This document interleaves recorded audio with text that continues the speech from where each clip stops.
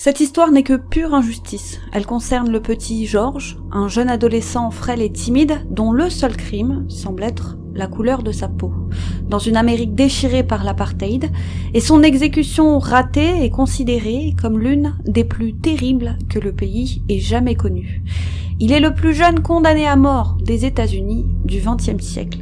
Et ce fait divers, qui a eu un retentissement planétaire, serait tombé dans l'oubli sans le travail extraordinaire d'un historien local.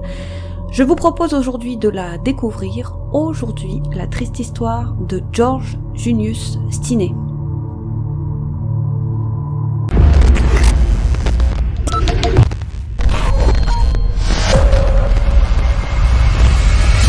Direction la Caroline du Sud, aux États-Unis, dans le comté de Clarendon, dans la petite ville ouvrière d'Alcolu. Une terrible tragédie va frapper la ville. Le 22 mars 1944, on signale la disparition de 2 fillettes du coin. Betty Binnicker, âgée de 11 ans, et Mary Thames, âgée de 7 ans. Malgré leur différence d'âge, elles sont meilleures amies, et peu avant le souper, ce jour-là, elles étaient parties à la recherche de maypops. Les fruits de cette plante étaient populaires à l'époque et utilisés dans les gelées dont les enfants étaient friands. La mère de Betty leur avait donné une paire de ciseaux, leur conseillant d'aller chercher du côté des vignes environnantes, c'est là que pousse cette fleur. Elle leur avait donné 30 minutes, pas plus, pile le temps qu'il lui fallait pour préparer le repas. Les fillettes sont parties à vélo, mais 30 minutes après, elles ne sont toujours pas réapparues. Puis les minutes se sont transformées en heures et folle d'inquiétude, la mère de Betty a appelé la police.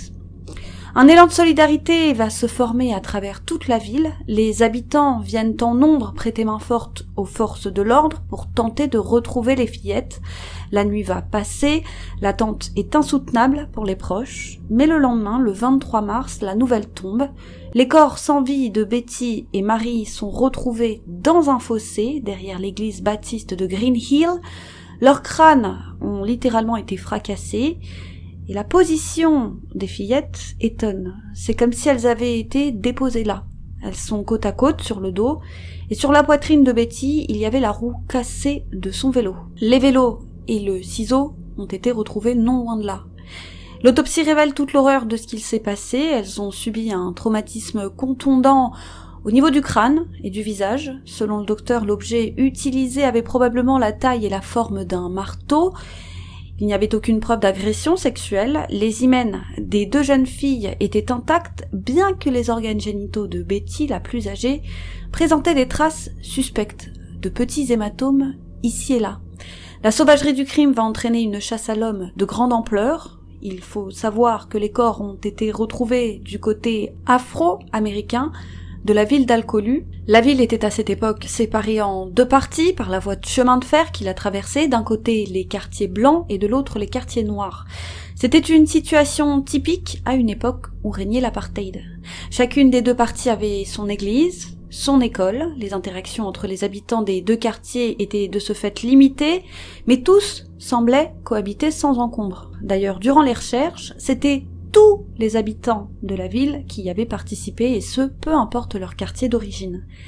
Mais ces meurtres vont raviver les tensions raciales de cette triste époque. Les policiers sont sur le pied de guerre, et lors de leur enquête, ils découvrent que les fillettes ont été vues non loin du domicile de la famille Stinney, une famille afro-américaine de la ville. Le père travaille à la scierie du coin, c'est un employé comme tant d'autres. Il est marié à une certaine Aimée, avec qui il a plusieurs enfants, Johnny, 17 ans, Charles, 12 ans, George, 14 ans, Catherine, 10 ans, et la petite dernière, Aimée, 8 ans.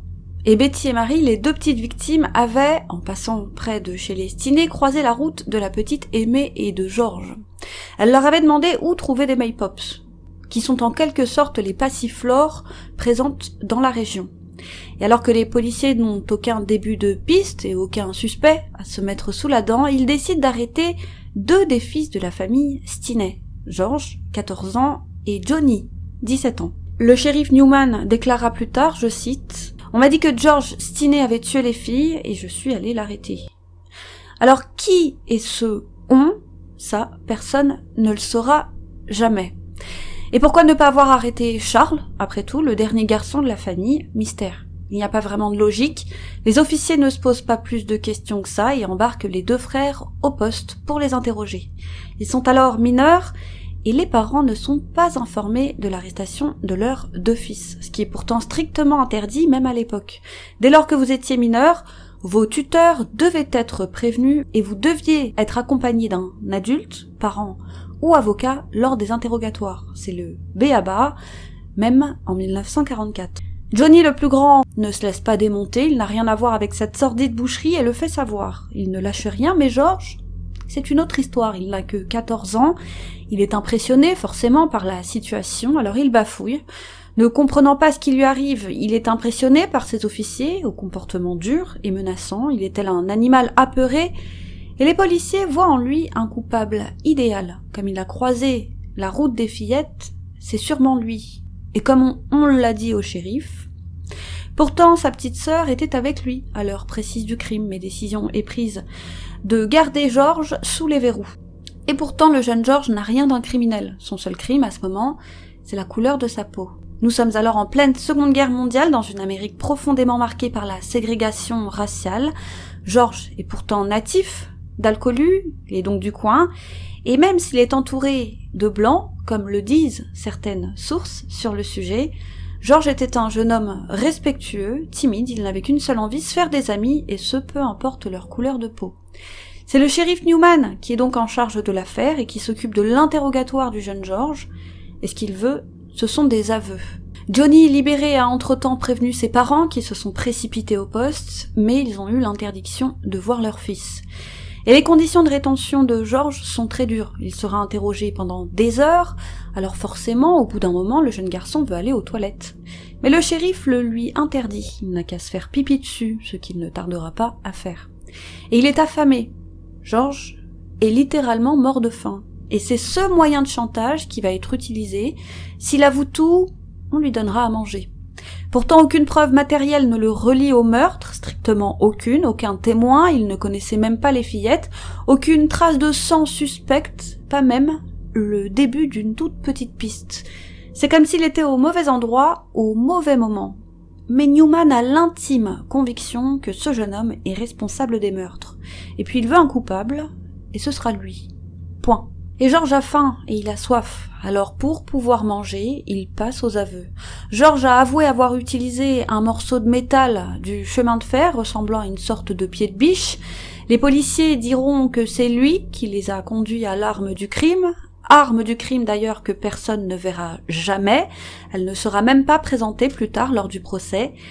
Mais la description de ce morceau de métal n'est pas plat. Il est loin de ressembler à la probable arme du crime décrite alors par le médecin légiste. Mais ça c'est un détail pour le shérif Newman. Et vous savez comment ça se passe, les officiers soufflent à George les réponses et George n'a plus qu'à acquiescer. On lui promet donc à manger. Et on lui présente aussi une version des faits où il a des circonstances atténuantes, une version vraiment tirée par les cheveux dans laquelle il aurait été attaqué par les petites Betty et Marie. Selon la confession initiale, l'une des deux filles serait tombée dans le fossé, George aurait alors essayé de l'aider, et les deux fillettes se seraient ensuite mises à le frapper. George n'aurait alors pas su réagir face à cet assaut des deux jeunes filles, et dans sa tête ça n'aurait fait qu'un tour, il les aurait battues à mort. Et George, encore une fois, ce qu'il veut, c'est manger. Alors s'il faut qu'il avoue avoir tué des labradors, violé des orang-outans et séquestré des libellules, concrètement, il le ferait. Pourvu qu'on lui donne un petit quelque chose à se mettre sous la dent pour calmer sa faim. Alors George passe aux aveux. Et une fois les aveux obtenus, on lui fait signer un morceau de papier, des aveux écrits, qui bizarrement, et à ce jour, n'ont jamais été retrouvés. Qui, tout comme l'arme du crime, ne seront jamais présentés au procès. Voilà un travail rondement bien mené pour les enquêteurs. On félicite George en lui donnant à manger et il n'y a plus qu'à annoncer la bonne nouvelle à la population. La nouvelle se répand comme une traînée de poudre, le bourreau a été identifié. Les parents de George sont désespérés, l'employeur du père le licencie et jette la famille à la rue car ils étaient hébergés dans une habitation alors prévue pour les employés de la Syrie. Et bientôt, ils sont harcelés. Les suprémacistes blancs ont juré de leur faire la peau. Leur vie est tellement en danger qu'ils fuient la ville en catimini en pleine nuit après avoir emporté le strict minimum. C'est toute une vie qu'ils laissent derrière eux.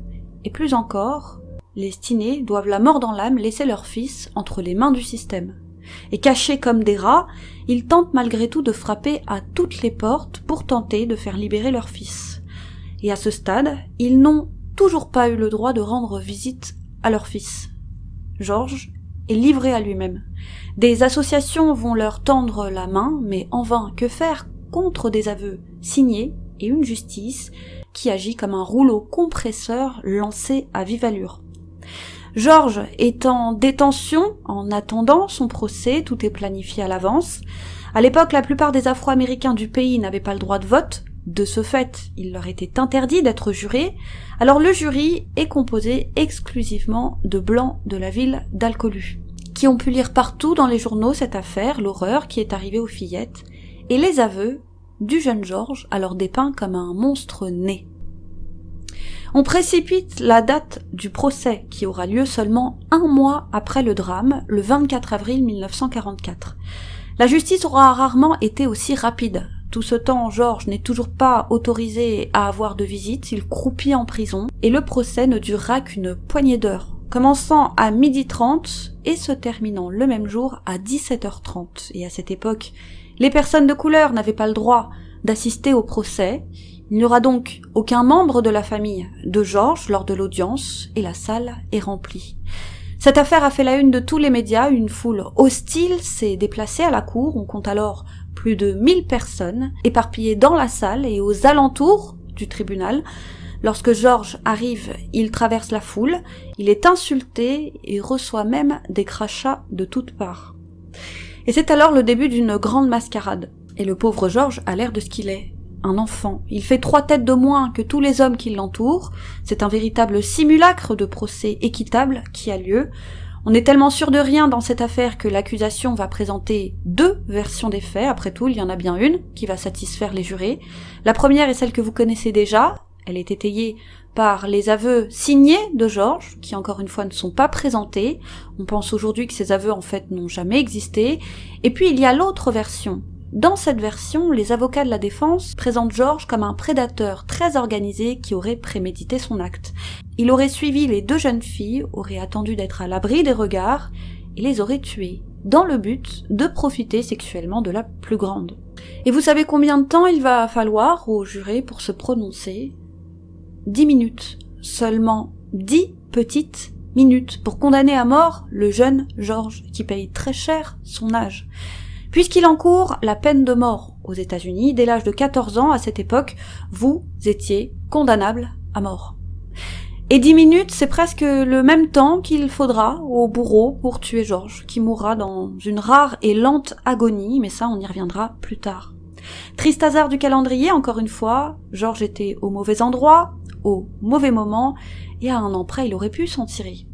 S'il avait eu 13 ans, il aurait évité la chaise électrique, ce qui aurait probablement permis à ses défenseurs de s'organiser ultérieurement et de lui faire bénéficier de la présomption d'innocence. Mais en l'état, c'était sa parole contre celle des officiers de police.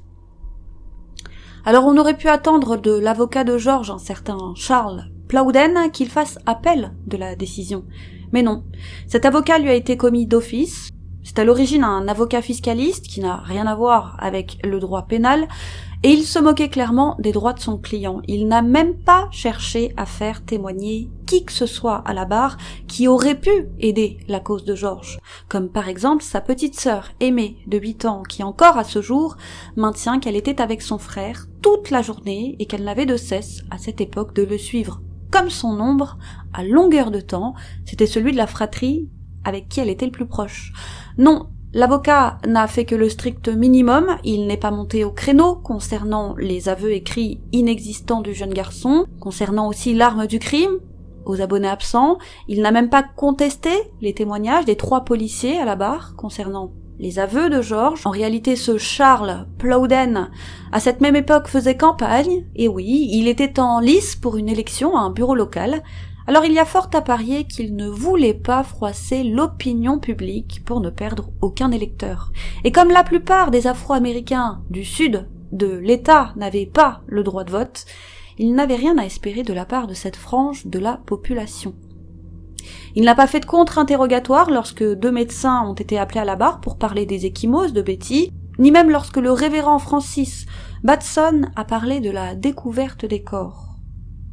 Il s'est contenté de regarder le procès se dérouler, et vous l'aurez compris, la défense de George était littéralement inexistante. La famille de George va tout tenter pour sauver George, épaulée par la communauté noire bien sûr, mais pas que, des associations des droits de l'homme, des syndicats et même des membres haut placés de l'Église qui vont demander au gouverneur Johnson de gracier l'enfant, du moins qu'il ne soit pas exécuté. Mais le gouverneur refuse. Il va déclarer qu'il a longuement étudié le dossier et qu'il n'a aucune raison d'intervenir, pire même, il va enfoncer le clou. Il déclarera: il est peut-être intéressant de savoir que Stinney a tué la plus petite des filles et violé la plus grande. Puis, il a tué la grande fille et a violé son cadavre. 20 minutes plus tard, il est revenu et a de nouveau tenté de la violer. Mais son corps était froid et il a admis tout ça. Le gouverneur suppose alors que le mobile du crime est sexuel. Pire même, il sous-entend que George est un tueur d'enfants nécrophile. Difficile d'enfoncer plus le jeune homme, alors la presse reprend partout les propos sensationnels du gouverneur. George est un monstre qui est revenu quelque temps plus tard sur les lieux du crime pour violer la plus âgée, qui ne doit le salut de sa vertu qu'au processus de rigidité cadavérique. Et puis si le gouverneur le dit, c'est que ça doit être vrai. Pourtant, le médecin légiste n'a notifié aucune preuve d'agression sexuelle dans son rapport. Il avait même écarté cette possibilité, précisant cependant qu'il existait bien évidemment des traces suspectes sur les organes génitaux de l'une d'elles. Mais il ne s'est pas mouillé et a préféré adopter une certaine réserve. Maintenant, place à l'étape suivante. La mise à mort de ce bourreau nécrophile de 14 ans, George, sera électrocuté comme le veut la procédure. Elle aura lieu à Columbia le soir du 16 juin 1944 à 19h25. C'est moins de 3 mois après les meurtres. Et la loi est bien claire à ce sujet, concernant en tout cas les exécutions par électrocution. Le condamné ne doit pas souffrir. Entre le moment où le courant est actionné et le moment du décès, il ne doit pas se passer plus de quelques secondes. Mais ça mettra 8 minutes pour George, pour plusieurs raisons, et on va y venir. Cette fois au moins ses parents sont autorisés à lui rendre visite dans sa cellule quelques instants avant son exécution. Ce sera la première et la dernière fois, sauf pour son père. Pourquoi les parents n'ont-ils pas vu leur fils ? Eh bien parce qu'ils étaient menacés d'être lynchés. En tout cas, d'après les officiers de police, simple question de sécurité. Outrepassant ainsi les droits de la famille de George, qui étaient bien évidemment autorisés de visiter leur fils. Ils sont tous tombés dans les bras les uns des autres. Les adieux faits, il est temps de passer à l'exécution. Et voici pourquoi elle est considérée comme complètement ratée. Elle est même considérée à ce jour comme l'une des plus terribles ayant jamais été pratiquées dans le pays. La première raison est que le siège est beaucoup trop grand pour George. Et pour résoudre ce problème, on donne à George une Bible pour qu'il mette l'ouvrage sous ses fesses pour que sa tête puisse atteindre la bonne taille. Et les versions divergent, certaines sources parlent d'une Bible, quand d'autres parlent d'un annuaire. Et seule la taille d'un annuaire ou d'une Bible aurait pu effectivement faire l'affaire. Imaginez donc ce pauvre enfant marchant vers la chaise électrique, un énorme livre à la main. La deuxième raison de cette exécution ratée, qui à ce jour est considérée comme de la pure torture, c'est le générateur utilisé. Il faut savoir que c'était là la toute première fois que dans cet établissement avait lieu une exécution. Alors on avait affrété une chaise électrique de Pennsylvanie reliée à un vieux générateur hors d'âge. On ne le sait pas encore, mais ce générateur n'a pas assez de jus pour envoyer assez de courant pour tuer le jeune homme. Le père de George a été autorisé à dire quelques mots à son fils alors qu'il était en train d'être attaché à la chaise électrique avant qu'il ne soit sorti de la salle. On a demandé à George s'il avait quelque chose à déclarer avant de mourir. Il a hoché la tête pour dire non. Et au moment où on a glissé un bâillon dans la bouche de Georges, il a fondu en larmes. Et lui qui avait été fort jusque-là, imaginez la scène, un enfant qui pleure sur une chaise électrique.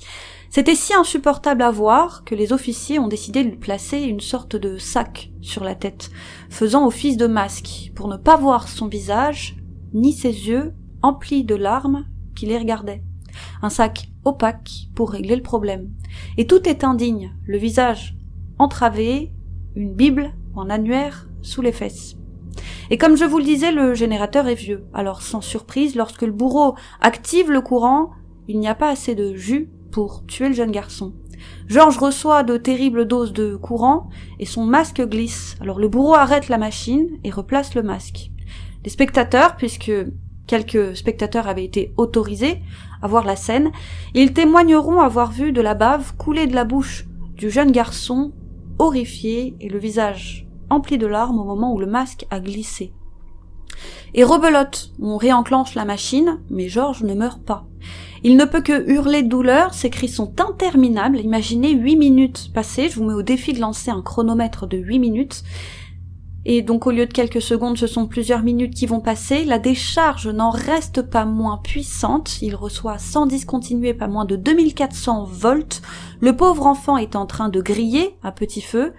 Quant au masque, placé sur son visage, il brûle. Le visage de Georges réapparaît alors, il est déformé par la douleur, ses cheveux prennent feu par endroits, et c'est donc au total 8 minutes qui vont passer, 8 terribles minutes avant que décision ne soit enfin prise d'abréger ses souffrances. L'un des officiers présents sur les lieux sort son arme et lui tire une balle à bout portant. Georges, 14 ans, meurt enfin. Il existe des photos mortuaires du jeune adolescent, elles sont terribles, il lui manque des cheveux par endroits, et il est tout simplement méconnaissable, on dirait une autre personne. Voilà, Georges est mort, 2 mois et demi seulement après son arrestation, et il sera enterré dans une tombe anonyme. Il n'y avait donc même pas son nom gravé sur sa pierre tombale. Mort comme un chien et enterré comme un chien. Et cette histoire va rapidement tomber dans l'oubli avec la Seconde Guerre mondiale. Des troupes américaines sont envoyées en Europe et tous les regards sont rivés vers ce qui se passe outre-Atlantique. Et il va donc falloir attendre plusieurs décennies pour que cette histoire ne refasse surface. C'est grâce à un historien, lui-même originaire de la ville d'Alcolu, du nom de George Frierson, il s'est passionné pour l'histoire après avoir lu un court article sur le sujet dans un journal local, et c'est lui qui va dévoiler l'affaire au grand public. Le travail de l'historien attire l'attention des avocats de Caroline du Sud, Steve Mackenzie et Matt Burgess. Ils décident de réétudier l'affaire et déposent alors une requête pour qu'un nouveau procès ait lieu. Requête déposée le 25 octobre 2013. Ils sont alors rejoints par un autre avocat, Ray Chandler, représentant alors la famille Stinney. Steve Mackenzie a déclaré « Il n'y avait aucune raison de condamner cet enfant. Il n'y avait aucune preuve à présenter au jury. Il n'existe bizarrement aucune transcription du procès. Ce dossier doit être rouvert. C'est une injustice qui doit être corrigée. » Fin de citation. Et l'affaire envahit alors la toile. Des articles apparaissent dans les presses du monde entier et le visage de Georges apparaît aux 4 coins du monde et forcément choque les internautes. À tel point qu'en 2014, une nouvelle audience est fixée. Nombre d'Américains réclament justice pour le pauvre Georges, quand bien même c'est à titre posthume. Il mérite qu'on fasse enfin preuve d'humanité à son égard, même si c'est plus d'un demi-siècle plus tard, et l'enquête va révéler une affaire à charge et un dossier d'accusation complètement vide. Cette fois, les avocats ont appelé à la barre les frères et sœurs de Georges, qui ont attesté être avec leur frère à l'heure supposée du drame. Ils ont également appelé à la barre le révérend qui avait retrouvé les corps dans le fossé. Il a témoigné que dans le fossé, il y avait de l'eau, puisque la veille, il avait plu, mais qu'il n'y avait aucune trace de sang. Or, vu les blessures des fillettes, il aurait dû y avoir une flaque importante de sang. On pense rétrospectivement que les filles ont été tuées ailleurs et que les corps ont été jetés dans ce fossé après les meurtres. Alors difficile pour un garçon de la corpulence de Georges de déplacer les corps sur une grande distance. Autre élément important, dont bien évidemment il n'avait pas été fait état lors du procès initial. Les fillettes ne présentaient aucune trace défensive, et le visage de la plus jeune était méconnaissable. Ce qui laisse suggérer, d'après les légistes, que l'auteur était probablement beaucoup plus grand qu'elle, et qu'il devait avoir une force phénoménale. Or George ne pesait que 45 kilos. Un certain Wilford Johnny Hunter est aussi venu témoigner à la barre. Il avait été incarcéré en même temps que George au moment des faits, et il a témoigné que George avait toujours clamé son innocence et qu'il lui avait aussi dit que les policiers l'avaient forcé à avouer les meurtres. La famille des fillettes a contre-attaqué, ils ont fait état eux aussi de nouveaux éléments. Stinney aurait eu des bagarres à l'école, il était considéré comme un intimidateur. Ils ont présenté un témoignage datant de 1995 dans lequel la professeure de 7e année de Stinney, elle-même afro-américaine, aurait déclaré que la veille des disparitions, Stinney aurait eu une bagarre à l'école et qu'il aurait égratigné une fille avec un couteau. Et à l'époque, il n'était pas rare que les enfants se baladaient avec des canifs, ce qui a été contesté par Aimée Stinney. Une femme blanche locale se souvenait de Stinney depuis son enfance et a affirmé en 2014 qu'il avait menacé de la tuer, elle et un ami, la veille des meurtres. Qui croire? Quand certains vont soutenir en fait tout l'inverse, que George Stinney, et ça c'est un fait, était le plus doué de sa classe et qu'il n'hésitait pas à aider les autres élèves à faire leurs devoirs. Il ne se baladait jamais, non pas avec un canif selon la première version, mais avec un bloc-notes et un stylo. Il s'arrêtait pour dessiner les avions qu'il voyait passer dans le ciel. Alors, tantôt timide, tantôt mesquin, les versions, des décennies plus tard, se contredisent. À la lumière de ces nouveaux éléments, la décision de justice a été annulée à titre posthume. La question n'était même pas de savoir si George était coupable ou non, mais s'il avait eu droit à un procès équitable, la base de la base. L'étude du dossier a montré que les aveux du petit George avaient été obtenus par la force, violant ainsi le 6e amendement de la Constitution des États-Unis. La juge en charge de l'affaire, Carmen Mullen, ira même jusqu'à qualifier la peine infligée à George de cruelle et inhabituelle. Elle a dit, je cite, « Peu de choses ont été faites pour ce garçon alors même que sa vie était en jeu. Personne ne peut justifier qu'un enfant de 14 ans soit accusé, jugé, condamné et exécuté en 80 jours. » Fin de citation. Les familles de Betty et Marie se sont dites déçues par l'annulation de cette décision. Ils n'ont encore à ce jour jamais douté de la culpabilité de George. Mais alors, si ce n'est pas George qui a tué les fillettes, qui sait? Avec le temps, une théorie a émergé, des bruits de couloir qui hantaient la ville d'Alcolu depuis les années 40. Elle concerne le fils d'une riche famille de la ville d'Alcolu. Mais pour ça, il faut revenir au jour de la disparition des fillettes. Souvenez-vous, la petite Aimée n'avait jamais été interrogée par la police. Elle a pourtant toujours insisté sur le fait que lorsqu'elle a croisé les fillettes, un camion était passé devant son frère et elle dans la foulée. Un camion qui transportait du bois. Elle n'a pas vu qui conduisait ce camion, n'y a d'ailleurs pas du tout prêté attention. On pense rétrospectivement qu'il était peut-être conduit par George Burke Jr., le fils du propriétaire George Burke Senior, qui n'est autre que le propriétaire de la scierie de la ville, où travaillait d'ailleurs le père de George Stinney. Et c'est d'ailleurs à la famille Burke qu'appartenait le terrain jouxtant l'endroit où ont été retrouvés les corps. Et souvenez-vous, l'un des vélos a été retrouvé plié et la roue arrachée, roue qui a ensuite été posée sur l'une des fillettes. Selon cette théorie, c'est à l'aide de son camion que George Burke Jr. aurait coupé la route aux fillettes, cassant l'un des vélos et forçant les fillettes à s'immobiliser. Et d'ailleurs, comment George Stinney, à main nue, aurait pu plier l'un des vélos? Des membres de cette famille étaient d'ailleurs jurés au procès de George. La mère de George Burke Jr. était même tombée en dépression quelque temps après les faits. C'était une femme brisée qui sortait rarement de chez elle. Elle ne sortira d'ailleurs jamais de cette dépression et mourra dans une certaine détresse psychologique en 1963. Alors savait-elle quelque chose qui l'aurait détruite de l'intérieur, ou s'agit-il d'un concours de circonstances? Cette théorie émane du propre fils de George Burke Jr., un certain Wayne. Selon lui, son père aurait confessé le meurtre des fillettes à sa famille sur son lit de mort. Mort qui est survenue seulement 3 ans après les meurtres, des suites d'une insuffisance rénale à l'âge de 29 ans. Il aurait donc avoué avoir tué les fillettes, puis jeté les corps du côté noir de la ville. Cette théorie n'a jamais été étayée. Elle est une rumeur qui circule dans la ville d'Alcolu depuis des décennies, alors allez savoir si c'est vrai. Et Wayne ne s'est plus prononcé dans la presse. Le shérif Newton a, sur des oui-dire, condamné à mort un enfant. On lui a dit que. Alors peut-être qu'il serait sage qu'on ne reproduise pas, nous, à notre tour, les mêmes erreurs 80 années plus tard. L'affaire est à ce jour non résolue. Une seule chose est sûre, il y a donc eu plusieurs crimes en 1944, celui des fillettes et celui de George. Comme je vous le disais, George est le plus jeune condamné à mort du pays au XXe siècle, et cette affaire, au-delà d'être un simple fait divers, est un devoir de mémoire, vestige d'une période sombre de l'histoire américaine, où la vie de chacun était conditionnée par la couleur de sa peau. Voilà, c'était l'histoire de George. Puisse-t-il ne plus jamais tomber dans l'oubli, son nom orne désormais sa pierre tombale, une pierre tombale qui est splendide, et souhaitons aussi qu'un jour justice puisse être rendue à Betty et Marie. C'est tout pour aujourd'hui, merci de nous avoir suivis.